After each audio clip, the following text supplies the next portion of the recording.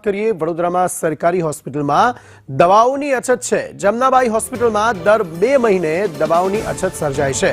Thyroid દવાઓની અછત સર્જાતા ભારે હાલાકી પડી રહી છે। 10 દિવસ દવાની અછત બાદ આજે સ્ટોક આવ્યો છે। ઘણી દવાઓ ખાનગી વિક્રેતાઓ પાસે દર્દીઓને લેવી પડે છે તેવું દર્દીઓએ આક્ષેપ કર્યો।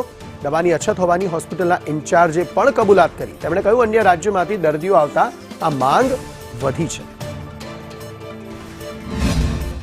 सरकार घना समयथी एक कार्यक्रम ने चलावी रही है कि जन औषधि केन्द्र, प्रधानमंत्री जन औषधि केन्द्र, दीनदयाळ जन औषधि केन्द्र, तो जेवी रीतना एसएसजी में आ वस्तुनी सुविधा उभी करवानी रीतना जमनाबाई भी लगभग जोवा जईए तो एसएसजी नी बराबरनुं ज दवाखानुं छे अने 4 दरवाजा विस्तार अथवा सिटी नी अंदर 4 થી 5 किलोमीटर में जोवा जईए अथवा स्थानिक गामडाओमां भाई वागोडिया कहेवाय, आपणे मकरपुरा कहेवाय थी लईने छे गोधराथी बी दर्दीओ अहींया આગળ दवाओ सारवार लेवा माटे आवता होय छे। एवा समये सरकार अने स्थानिक प्रशासन आनी पर ध्यान आपवुं जोईए के अहींया दवानो पूरतो जथ्थो मळी रहे।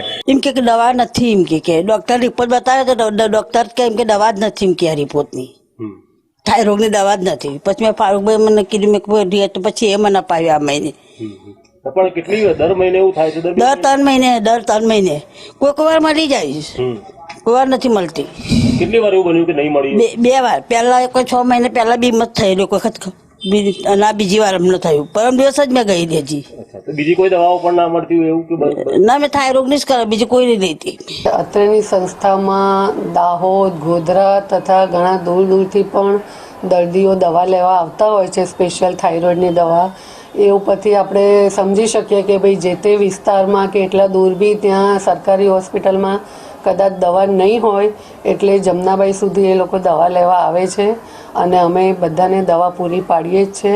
હા, ક્યારેક 1-2 દિવસ માટે એવું થઈ શકે કે દવા ના હોય, પરંતુ અત્યારે હાલ બધો સ્ટોક અવેલેબલ છે અને બધી જ દવાઓ પૂરતી છે, કોઈ દવાની ઘટ